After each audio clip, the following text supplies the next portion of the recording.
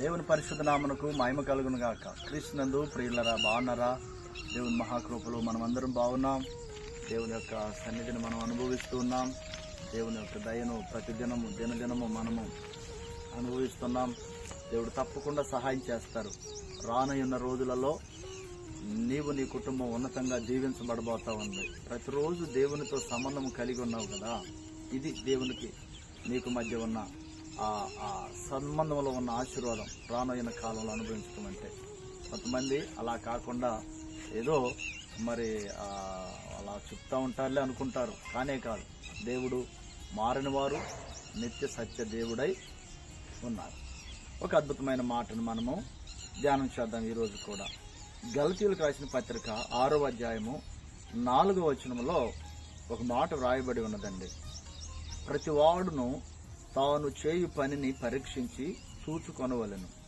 అప్పుడు ఇతరుని బట్టి కాక తనను బట్టియే అతనికి అతిశయము కలుగును. ప్రతివాడు తాను చేయు పనిని పరీక్షించి చూసుకోవాలట. ఏమండి, చాలా అద్భుతం కదా. మరి మంచి చేసిన వారికి చెడు ఎలా జరుగుతుంది? జరగదు కదా. మరి అలాగా చెడు తలపెట్టిన వారికి మంచి ఎలా జరుగుతుంది? జరగదు కదా. దేవుడు అన్యాయస్తుడు కాడు కదా. అనేకులు అనుకుంటారు, మరి నేను ఇలాగనే జీవిస్తాను, నా ఇష్ట ప్రకారం నేను జీవిస్తాను, నా ఇష్టాన్ని ఈ భూలోకం మీద నెరవేర్చుకుంటాను, ఇలాగనే కొనసాగుతాను, రానున్న దినాల్లో నాకు ఉన్నతంగా దీవించబడబోతున్నాను అని పగటి కళలు అంటుంటారండి. పగటి కళలు చాలా తప్పు కదా. తప్పు కదా. ఎదుటి వారికి కష్టాన్ని తలపెట్టి, ఎదుటి వారిని నష్టాన్ని తలపెట్టి, ఎదుటి వారికి హాని చేసి మరి ఎలాగ దీవించబడతావు? కాదు కదా. అందుకని ప్రతి వారు కూడా వారు చేయు పనిని పరీక్షించి ఇది మంచిదేనా, ఇది ఆశీర్వాదకరమేనా. కొంతమందికి మరి వారు చేసే పని దుర్మార్గపు పని అయినా కానీ మంచిదని అనిపిస్తుందట.